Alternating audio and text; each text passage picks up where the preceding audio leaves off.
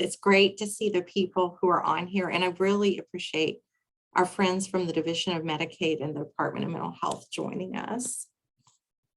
So this is the third in a series of looking at our system of care in Mississippi and the different parts of it. So a couple of weeks, probably 3 weeks ago, we talked about wraparound and how that fits in. I think, well, actually we started with MAP teams 3 weeks ago, and then 2 weeks ago, talked about wraparound. And today we're going to be talking more at that infrastructure state level about the Interagency Coordinating Council for Children and Youth. My mouse has chosen this time to act a little bit funny, but now it's cooperating with me. Oh, and everybody is muted right now, but if you want to talk, you can send me a message and I can promote you and make it easy for you to talk. And if it's easier to just chat about any of this stuff or any questions you have, that is fine. Just send me a message. Okay. So we'll get started. So we're going to talk about this. What is a system of care? What does that mean? And how does the Interagency Coordinating Council for Children and Youth fit into it? So this is something we've been talking about each week as we talk about a system of care. And some of you have been in these webinars before and some have not. So I'm just going to review this, the idea of what it takes to get to the point where we have chocolate chip cookies. And there's probably nobody on here who objects to the idea of chocolate chip cookies. They're wonderful. And we all, probably everybody on here, loves some form of chocolate chip cookies. Chocolate chip cookies have a lot of different ingredients in them. They have flour, sugar, salt, baking soda or powder, maybe both, some brown sugar, maybe some granulated sugar, some kind of shortening, salt, some chocolate chips. But when you take a bite of a chocolate chip cookie, do you think, I taste a little flour, I taste a little sugar, I taste a little salt? Or do you just think, wow, this is a really good chocolate chip cookie?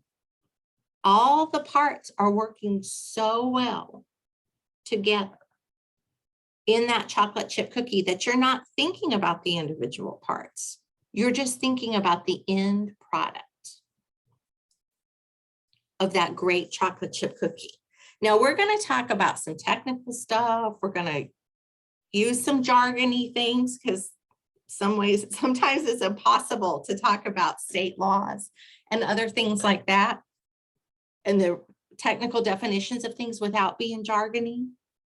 But we like to give you some really practical things to take with you to help make those jargony things make sense. And those jargony things are important, but we want to give you some real world ways to think about them. And this is where we're starting. We want our system of care for children in Mississippi to be like that chocolate chip cookie, where everything is working so well together that the end product is so much better than taking a bite of flour, a bite of sugar, chocolate chip cookie over here, putting in a pinch of salt, throwing some butter in your mouth and thinking, oh, I got me a cookie. Now, what does it take? And y'all can put your answers in the chat. What does it take to get that chocolate chip cookie? What does it take to start with all those ingredients and end up with that chocolate chip cookie? What does it take to make that happen? What are some of the steps that are really important if we're actually going to end up with a chocolate chip cookie? And surprisingly, some of those same steps are what we need to do to really have a system of care. So I'm going to pause for a minute and let y'all tell me in chat, what do we need to do to get from the point where we have the ingredients for a chocolate chip cookie to actually having a chocolate chip cookie?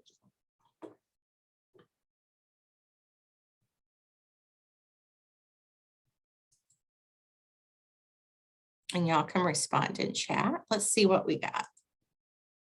You got to mix them all together. Very important. You have to bake them. Two very, very important steps. Any other thoughts besides those two biggies?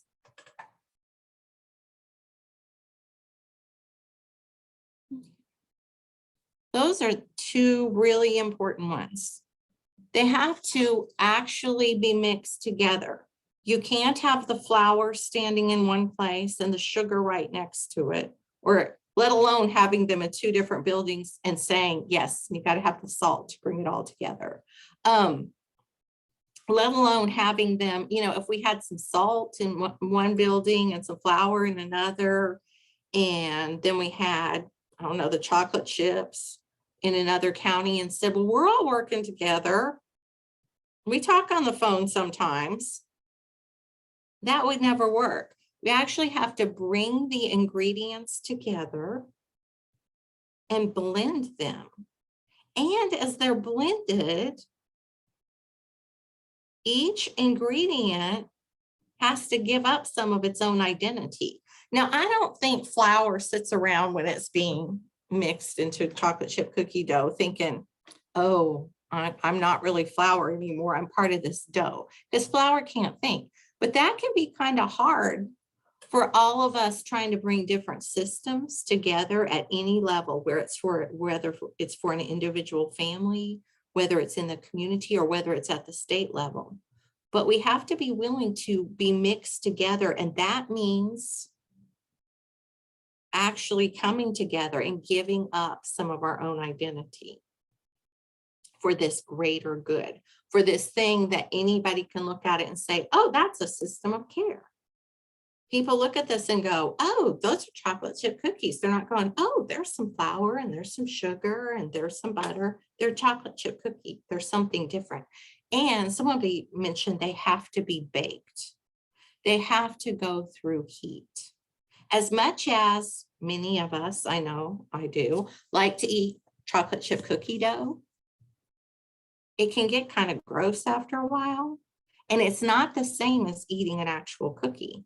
That heating process transforms all of those mixed ingredients together.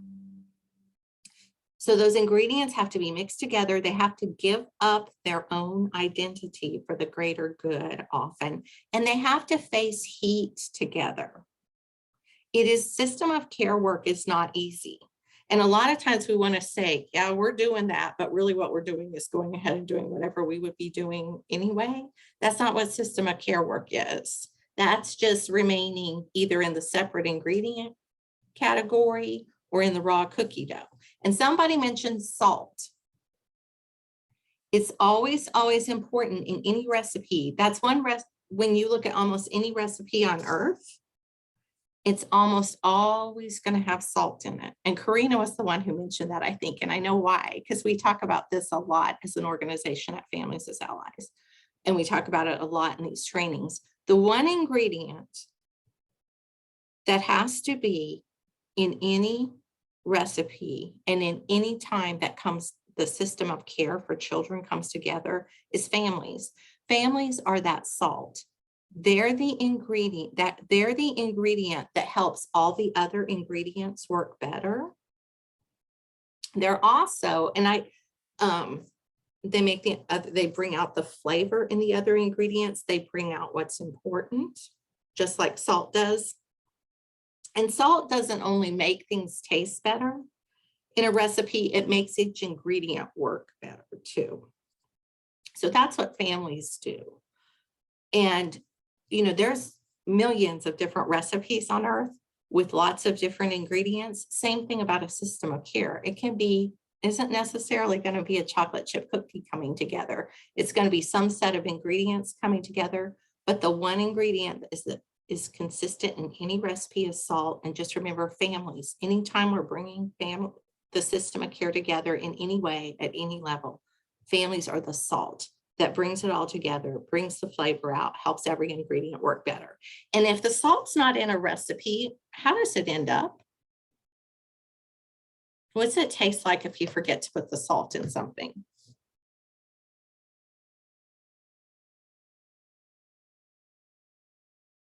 For all the budding chefs out there, have you ever left the salt out of a recipe?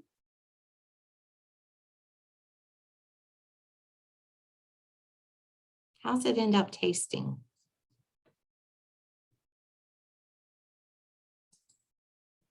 Bland, very bland. It's not going to be all that it was meant to be, and the ingredients aren't going to work as well. So anytime families are left out of the picture, that's what we risk. Okay. And one more thing about salt. What happens if you're cooking and you have a little bit of a cut on your hand and you're putting salt in something and you get a little bit of salt in that cut? What happens to that cut?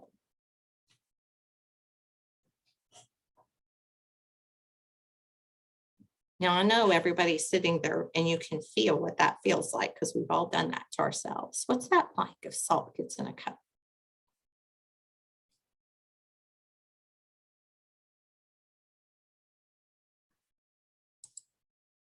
It burns, absolutely. And probably everybody is sitting here thinking about a time. You can feel it on your fingers because we've all done that.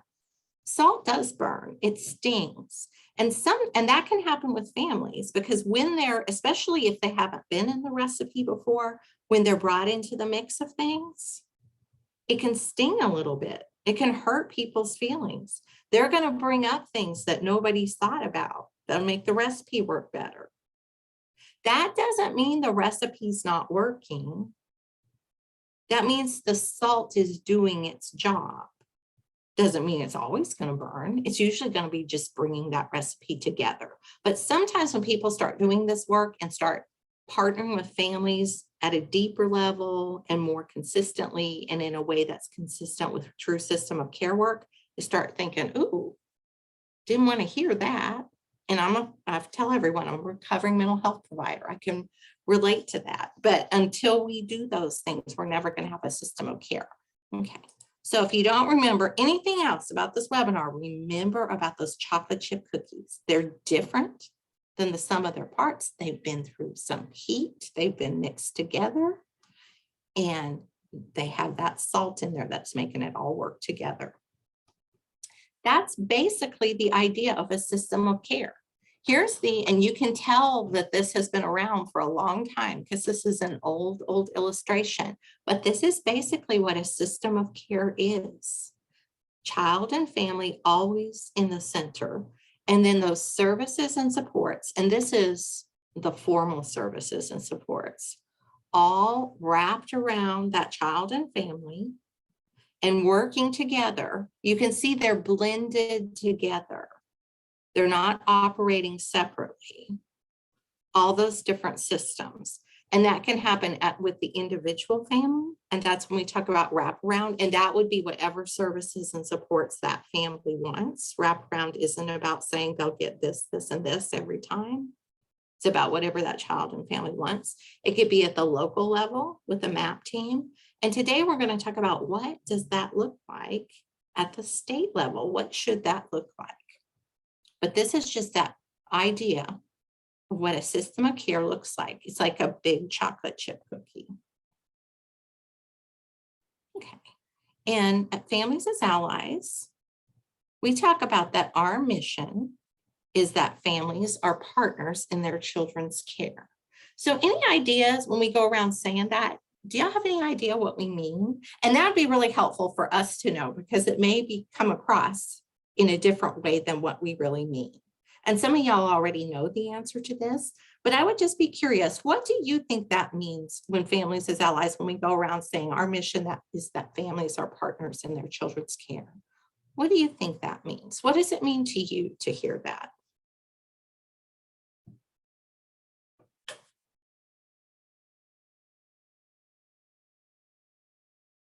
And there's really no wrong answers because I'm asking what you think.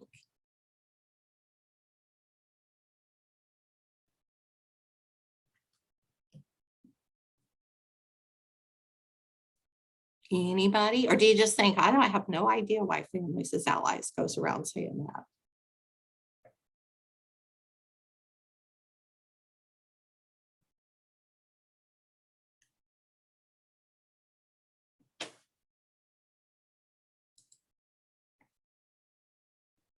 Families have a say, okay?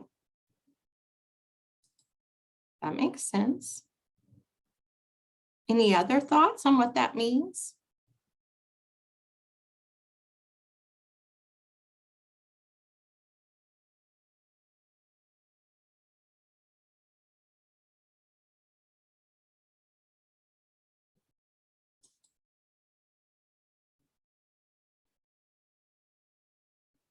And families work together with others concerning their children's care very much.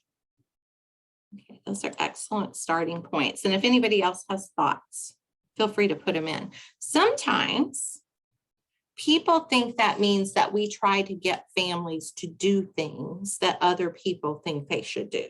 Like other people might be thinking, oh, you should do this with your child, or you should be involved with this program we created. That's not what we mean. And nobody said that, but I always like to put that out there. We're just recognizing that families are the most important partner in their child's care. And sometimes things happen to families that it makes it very hard for them. It's about supporting the family and what they want. Absolutely. That make it very hard for families. They can feel very beaten down, like when they've tried to access services in a system or tried to find out what's available to their child. Sometimes their expertise isn't recognized. So what we're talking about is that we recognize that families are partners in their children's care and what needs to happen around them to make sure that's supported. Like if there's systems that aren't recognizing that, if their rights are being violated, those kinds of things. So what we mean, and this is going to be important because it has to do with the Interagency Coordinating Council for Children and Youth. What we mean by that, our mission is that the system of care for children's, and we use this, the language we're going to talk about today is children's mental health, but we would say for children. Our mission is that the system of care for children in Mississippi will be family driven. That's our mission. So if you ever wonder, like, why is Families as Allies doing this? Why are they doing that? Why did they write that blog? Hopefully you can look and see, does that have something to do with the system being more family driven? And we'll talk about the official definition of family driven, but we're going to review this briefly. And I know some of y'all have done this before, but I don't think everyone on here has. Again, just like that chocolate chip cookie analogy for a system of care, when we talk about family driven, we like to think about this. When you walk to your car and you're getting ready to go somewhere, say on a short trip or a long trip, what do you know when you're getting ready to get in your car? And I'll give y'all just a minute to respond. What do you know by the time you get to your car?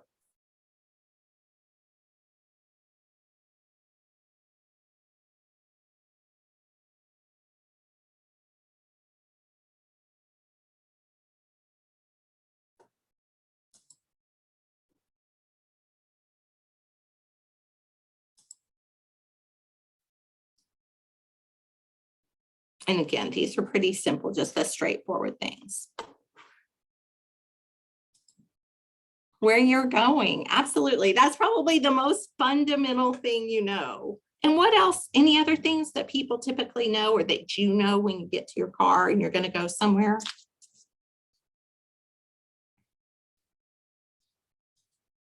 Who's going with you?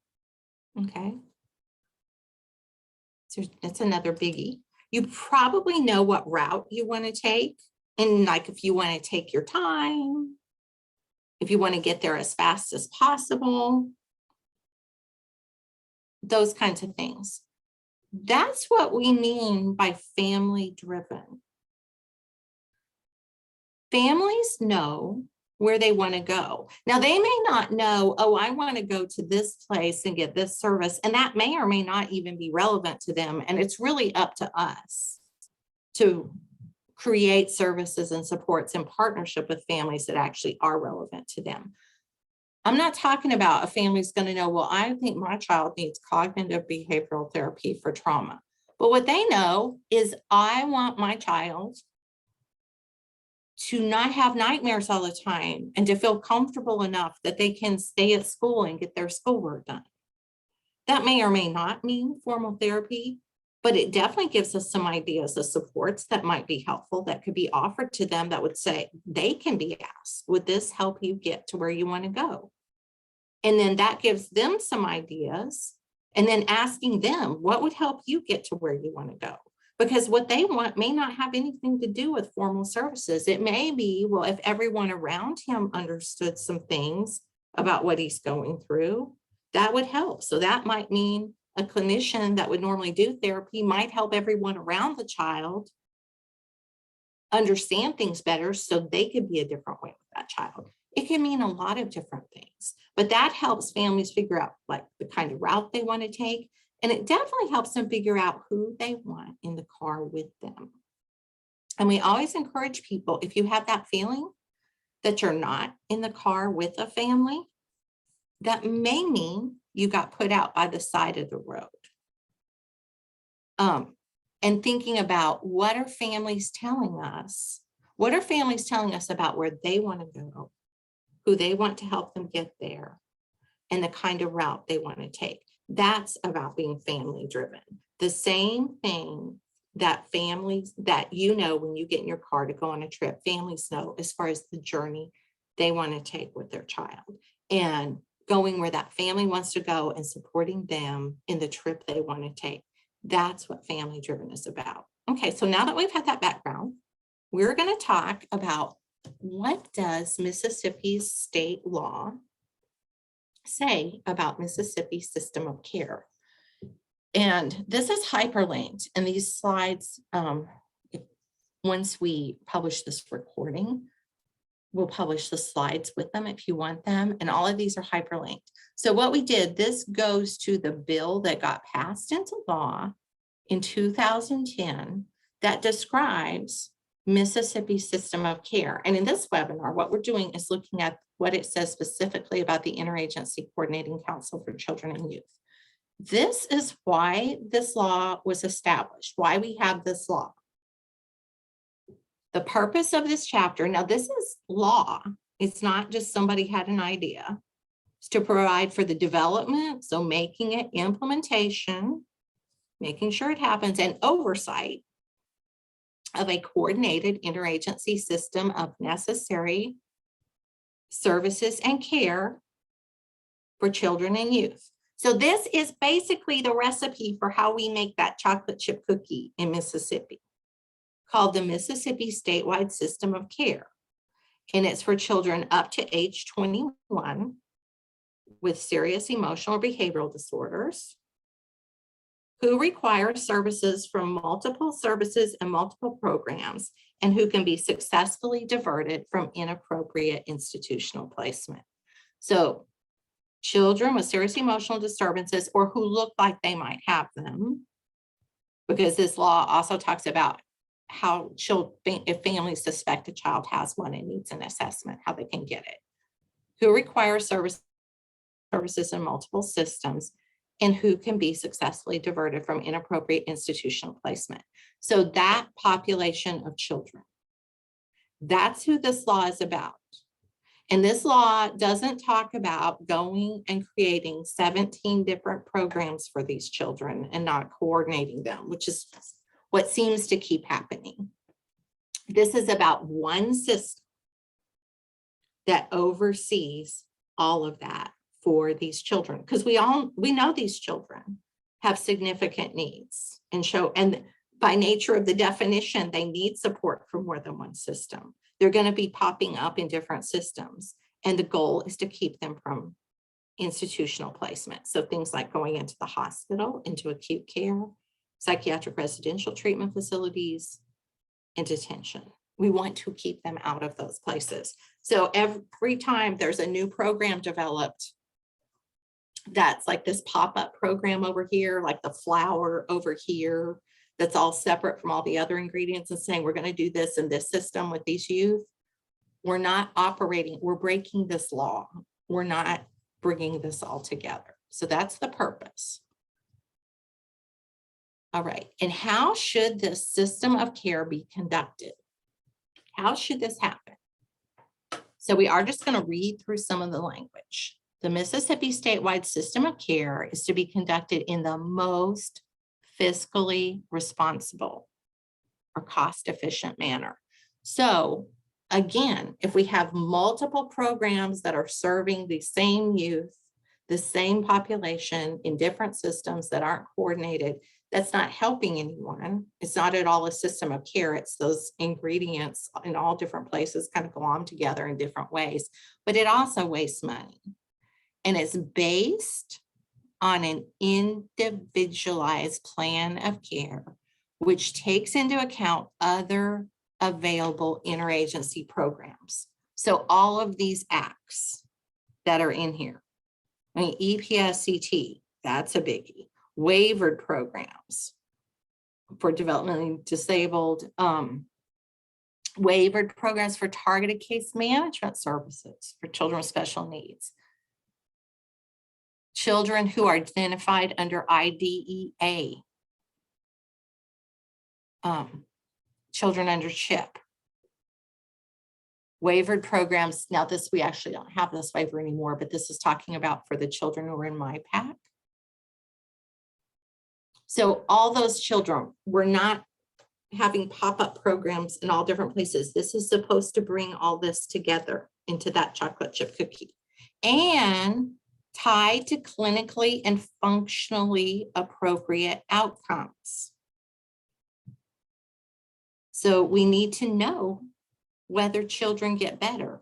And what we need to know is, going back to this, are families getting to where they want to go in their cars with their children based on how the systems are responding to them? It's not about making a bunch of rules for families and saying, did you follow this? Did you follow that? And, you know, they were non-compliant. That's not what it's about. It's about, does the system, overall system, help these children get to where they and their families want to go? So this whole system should be conducted in a way where we can find that out. How should the system of care be conducted? Now, this is directly from the law. This isn't Joy thinks this is a good idea, although I do, or families as allies, or just some people somewhere. This is what the law says. The Mississippi statewide system of care shall be. So it's not if you want it, if a good choice, or maybe for some families, the families who seem like they cooperate, it says it shall be child-centered, family-focused, family-driven, and youth-guided, community-based, and then culturally competent, responsive, and shall provide for. So all these things are shall be's. It's the law. It's the law that our system of care in Mississippi be family driven. And it shall provide for these things. Now, these things that are bolded are just some things that tend to be, well, any of these can be challenges, but some things that can be challenging: prevention and early identification and intervention. That means both for children who are young, who are just starting to have challenges. It also means early on in the process of a child developing challenges. Now listen to this. This system is supposed to provide for smooth, and this is saying a shall, not if everybody gets around to it, smooth transitions among agencies and providers, and to the transition and adult service systems. So there shouldn't be meetings where one system's sitting around and saying, well, we don't know because that's really this system over there. All of that's supposed to be worked out. And these are some things that are near and dear to our hearts at Families as Allies. Family participation in all aspects of planning, service delivery, and evaluation. So it is very puzzling to me how how this law can be followed and families in our organization that represents families aren't at the table as things are being planned. So when we bring that up, that's why. We think it's important. It's also the law. And integrated services with coordinated planning across child serving agencies in Mississippi. I just want to stop here and see, do y'all have any thoughts about any of these? And I'm also curious in particular what you think about how would we get to the point where we have integrated services with coordinated planning across child serving systems? And I want you to think about that idea of when those cookies are being mixed together, the flour giving up a little bit of its identity, the sugar giving up identity so that it can become that one cookie. How do we get to integrated services with coordinated planning across child serving agencies? Any thoughts there? And I know I've said a bunch of stuff, but I'm going to pause. How do we get to or do you guys think we have integrated services with coordinated planning across child serving systems?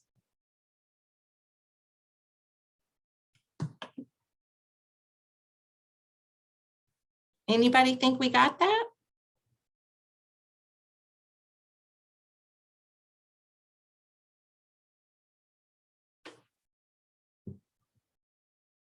I should have done that as a poll. Any thoughts?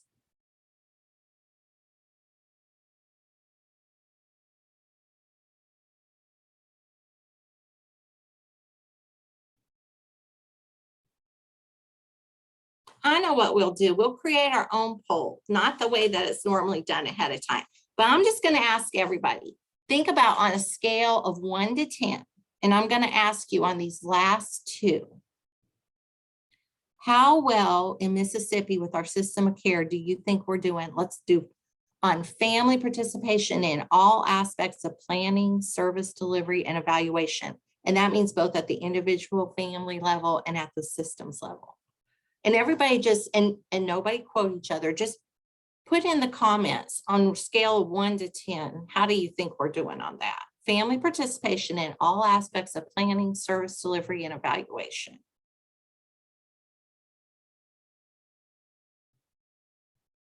Are we at a 7? Are we at a 2? What do y'all think? With 1 being the worst and 10 being the best. Any votes?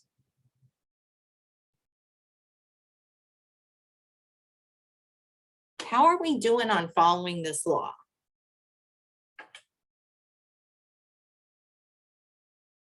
Are you guys scared to vote? What do you think? A 5, okay. Any other votes?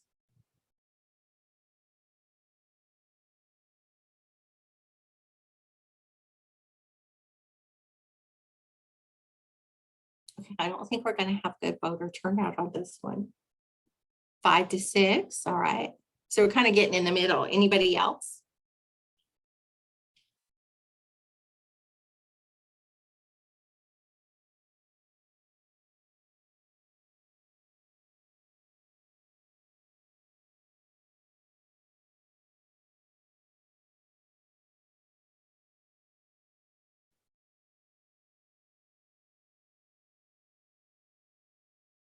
Okay, I'll tell my vote. I don't know what, I think I'd be kind of in the middle too, maybe a 4 or 5.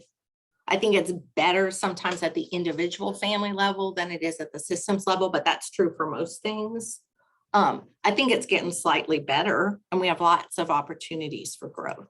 Okay, how do y'all think we're doing on integrated services with coordinated planning across child serving agencies in Mississippi?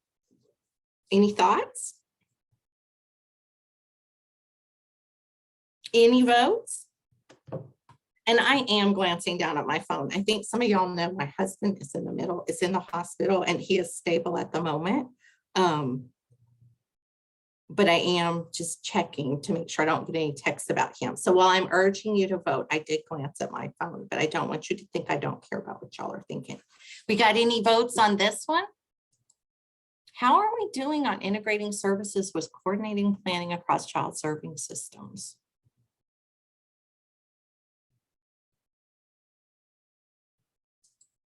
Oops, I don't mean to do that. Any votes?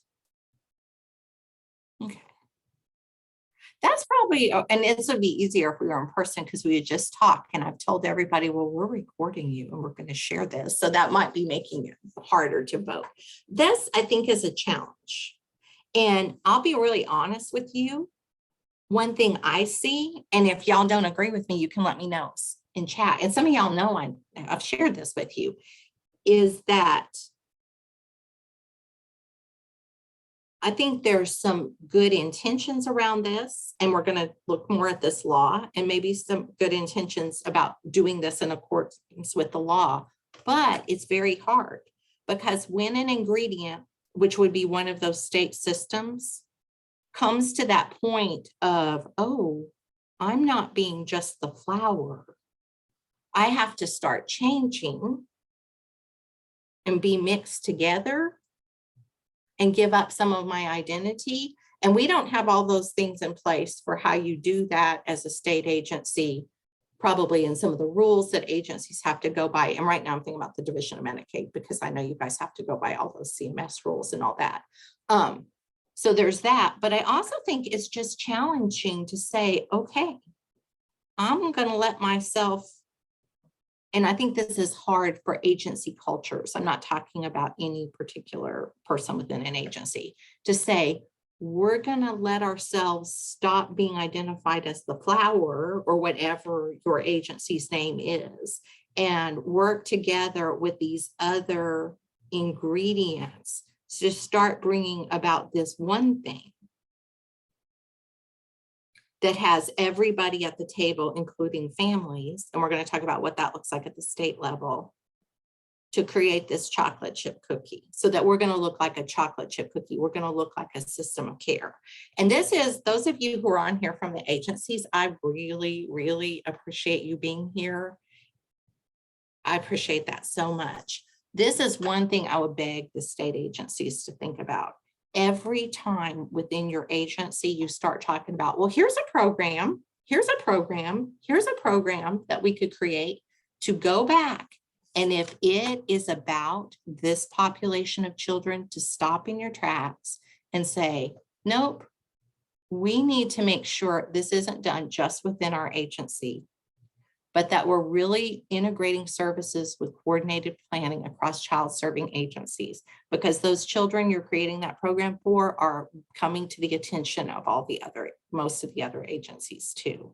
And I think if state agencies would stop creating programs just within their agency for this population of children and start going through this process we're going to talk about, including the Interagency Coordinating Council for Children and Youth, we might start moving in that direction. Okay, and these are the minimal services that the law says that system of care should provide. That doesn't mean these are the only services. It says there will be at least these services. And it's interesting, this law passed, it started originally passed in 2000, was updated in 2010. Back then, a lot of these services didn't exist. So more of them do now. Now, whether or not they're being offered through that system of care framework, that will be up for the families receiving them to give us feedback on, but more exist. All right, so who oversees this system of care? There is established the Interagency Coordinating Council for Children and Youth, hereafter referred to as the ICCY. And that was Hogge Bryan who came up with that. So, okay. And he's kind of got a wry sense of humor. So I always wondered about the acronym. These are who is the people who are on the ICCY. So it's the heads of all of the state agencies. So you can see that through the first one. I'm on there, not because I'm me, but because I'm the Executive Director of Families as Allies, the Attorney General, a family member, youth or young adult, a local MAP team coordinator, child psychiatrist, an individual with expertise in early childhood, a representative of another organization that advocates on behalf of people with disabilities. And the person who was appointed was Pam Dollar with Mississippi Parent Training Information Center, and then a faculty member, a dean from a Mississippi University specializing in training professionals who work in the system of care. So that's who's on here. And what's this ICCY supposed to do? Designate necessary staff of their departments to assist the ICCY in performing its duties and responsibilities. So that's what the law says, that those agencies are supposed to do that. It doesn't say if you don't have the money or whatever. It's saying that's what each agency is supposed to do. So to find ways, like, and I'm on there too, for me to find ways, and this is one thing I've thought a lot about, is like with each grant we get, figuring out, okay, what can we do to strengthen the ICKY and the system of care in the state with this grant? So to have that kind of thinking. Meet and conduct business at least twice annually, which did happen in 2021. We're going to talk about that. Work to develop MAP teams statewide. Now listen to this. And this is directly from the law. This is quoted. That will serve to become the single point of entry for children and youth about to be placed in out-of-home care for reasons other than parental abuse or neglect. So children who are about to be put in the hospital, about to go to a PRTF, about to go into detention, who are from this population, those MAP teams are supposed to be the single point of entry. That family that is like, what do I do? Everything's falling apart. Where they're supposed to be able to turn to is that MAP team. It's not about going to one single service provider and getting all of your services from there, and that service provider saying, here, we'll do all of this. It's about that MAP team helping that family bring together whatever services and supports they want. Support the implementation of the plans of their respective state agencies. So this means, like when those strategic plans are being developed, this is what they should look like. Comprehensive, community-based, multidisciplinary care, treatment, and placement of these children. So it's multidisciplinary, it's comprehensive. It's not about each agency saying, oh, well, this is what we're going to do. This is the program we're going to develop. It's about this comprehensive approach that's coordinated across systems. And one way to do that at the local level is through the MAP teams and then the ICKY monitoring all those. So facilitate the monitoring and performance of the local MAP teams. So the ICKY should be overseeing the MAP teams and how they're functioning. And the MAP team should be serving as that single point of entry for children into the system of care and re-entry. So that means when children are returning from out-of-home care, that the MAP team is the entity that is helping them reintegrate into the community. This is all directly from the law. These are quotes. I'm not making any of this up. Now, we're not really doing that, but we can get closer. And the first step is for all of us to understand what should be happening. Each ICKY member, so that's all those people we listed, shall enter into a binding memorandum of understanding, to participate in the further development and oversight of the Mississippi statewide system of care for children and youth described in this section. And that's that section we read in the beginning. Those children who need the service, who have emotional disturbances, need the services and supports of more than one system and are at risk for coming out of the home. The agreement shall outline the system responsibilities in all operational areas, including ensuring representation on MAP teams. So when there's those challenges about, child protection services or whoever is not coming to MAP teams, that's something that should be addressed from the top on down and coming to the table and saying, this is how this agency is going to help make sure their agency is at the table. Now, I'm not picking on CPS in general, or in particular, it could be any agency. Okay, so this is what this MOU that's binding is supposed to have in it. The responsibilities in all operational areas, ensuring representation on the MAP teams, funding. So what can every agency look at, like dollars they have that can help support this? And I know there's a lot of times there's like, well, there's no money, there's no this. There's always ways to look at, can we use the money that we have more efficiently? And if we're doing that at a scrappy little nonprofit, I think any member of the ICKY can too. So there's that data collection, but with funding, also looking at, we've had these ARPA dollars pour into the state. I don't know if any state agency has looked at using that money because it's short term. Are there ways we could really build the infrastructure for the ICKY and the system of care? Data collection, again, we're looking at outcomes. And one thing that comes up with some of the programs that deal with the children from this population is, where's the data? What are the outcomes we know? So looking at what that happens, and then referral of children to MAP teams and A teams, which is a similar thing in the juvenile justice system, and training. What does everybody need to make this happen? That's what ICCY members should be working on and have a binding memorandum of agreement. Serve in an advisory capacity and provide state level leadership and oversight to the development of the Mississippi statewide system of care. So looking at the whole thing and saying, how can we bring this all together? Some of y'all know from the state agencies that we have recently on public comment said, especially on proposals that appear to be one agency just developing a program for this population and it not really being coordinated through this kind of framework, please bring this back to the ICCY. That would help us start doing what this is talking about, serving in that advisory capacity and to provide state level leadership and oversight. And state level leadership and oversight to me means making sure it works to the development of the Mississippi statewide system of care. It's not just some armchair group that hears about some programs that people have already developed and decided on and says, okay, that's not what we're talking about, how to make the whole thing work together. Ensure the creation and availability of an annual pool of funds.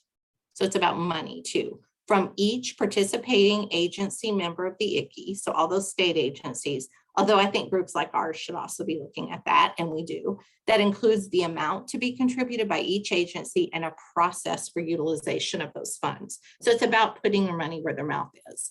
This is in state law. Now, sometimes people have a lot of thoughts about, well, that seems hard to do. I don't know how we would do it. We can't, that's just not going to work. We don't have enough people. What I would say is, if that is the genuine feeling, then this is the law. Everything we're saying is the law. Then if there's entities or agencies that are like, this just won't work, then go back to the legislature and say, this law is not going to work. If you want to make all your decisions internally, go back and change the language about this being family driven, interagency, all that. But we can't have this law and it doesn't work to have the law and not go by it. So if we're not going to go by it, then we would need to know how it needs to be. Entities that feel like it can't be followed need to go back to the legislature, make their concerns known, and there'll be this open public discussion about, does this law need to be changed if it doesn't work for agencies or other members to follow it. Now, this is who helps the ICCY. Because that's a tremendous amount of work, and there's no way a bunch of heads of state agencies are going to have time to do all that. So the Interagency System of Care Council is created to serve as a state management team for the ICCY, with the responsibility of collecting and analyzing data and funding strategies necessary to improve the operation of the Mississippi statewide system of care.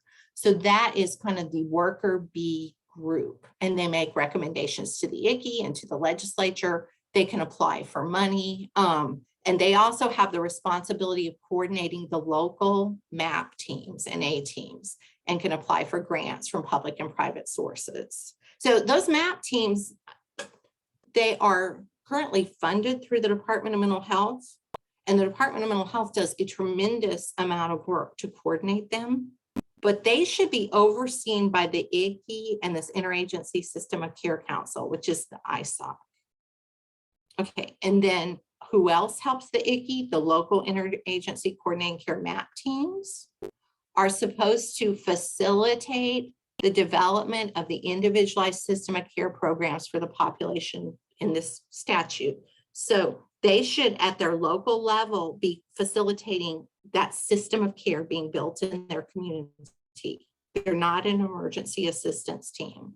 They are the single point of entry. Here it says, they shall serve as the single point of entry and re-entry to ensure that comprehensive diagnosis and assessment occur. So if a child needs that, if a child needs a comprehensive diagnosis and assessment, they should be able to go to the MAP team.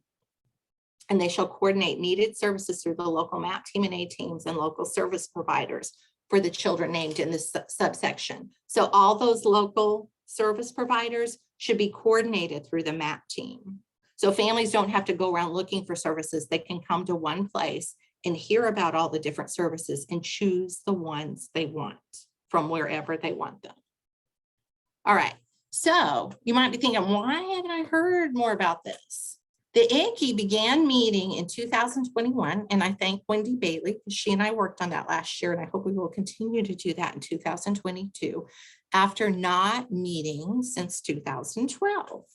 Any thoughts on why the group didn't meet for so long? Anybody know?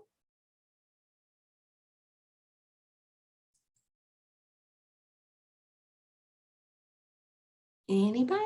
Any guesses?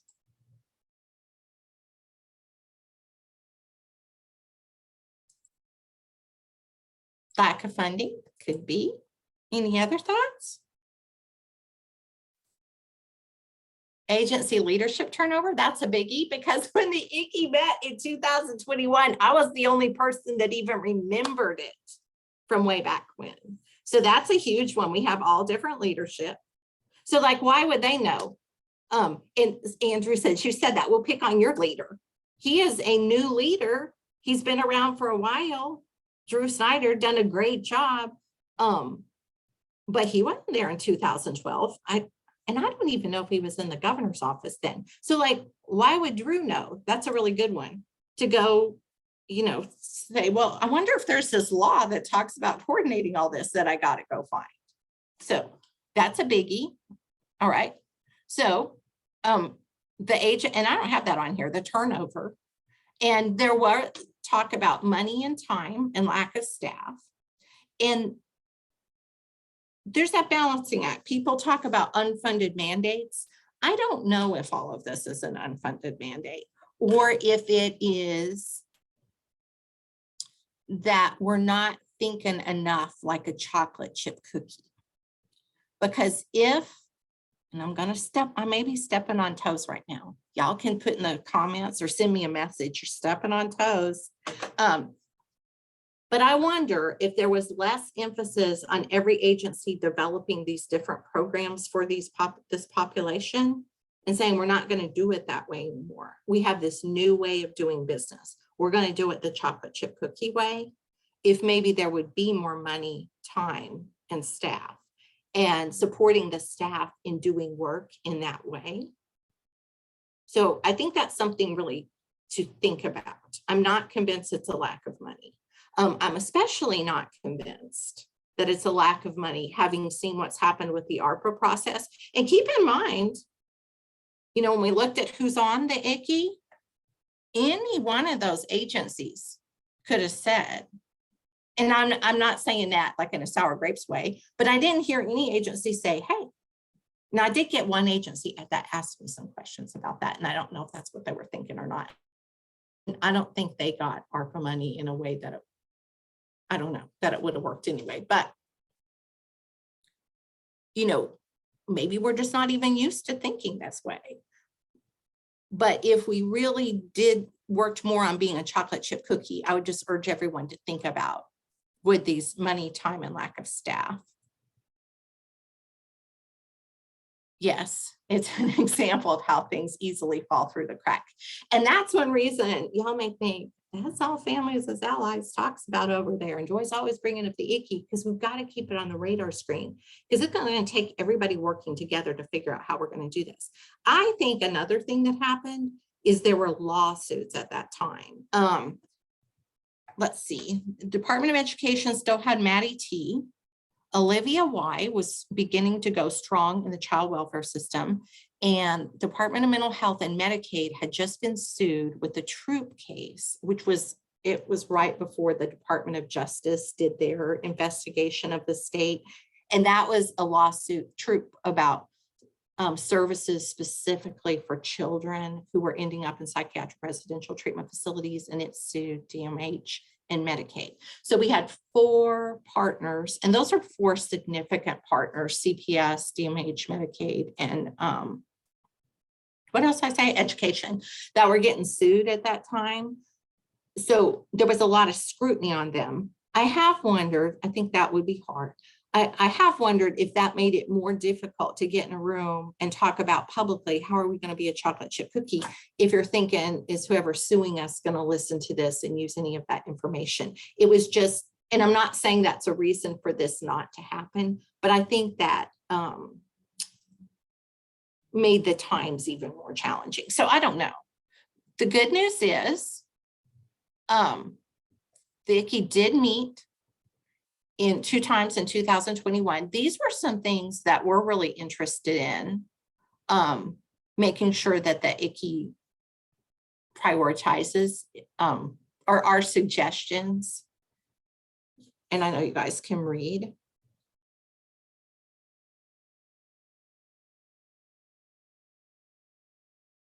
So those are suggestions we've made all along. And then these are some opportunities for the ICCY as it gets going. Coordinating with CCAC, which is a similar group appointed through the governor that focuses specifically on early childhood and other interagency groups, and making sure that every time a problem comes up, we don't create another interagency group that has the exact same people on it. So these are some things that we have see as opportunities. We created an ICCY survey when everything was getting going with the ICCY. Unfortunately, it was in Constant Contact, and Constant Contact retired that format of survey. So we can't actually distribute the survey now, but we did get quite a bit of feedback on that. Okay, and these were the goals. And I don't know if we went over this at the beginning. I started on like the 3rd slide, but these are the things that we wanted to do today to help you describe the relationship between Mississippi system of care and what the law says. And we're lucky. I mean, it's challenging, but we're lucky that our state has a law about the system of care, and it was seen as model legislation across the country when it was enacted. And you'll be able to explain what the ICCY is, how it's related to that System of Care Coordinating Council and MAP teams, and how it is and could be coordinated with other initiatives in the state. Do y'all have any questions or any feedback on any of this?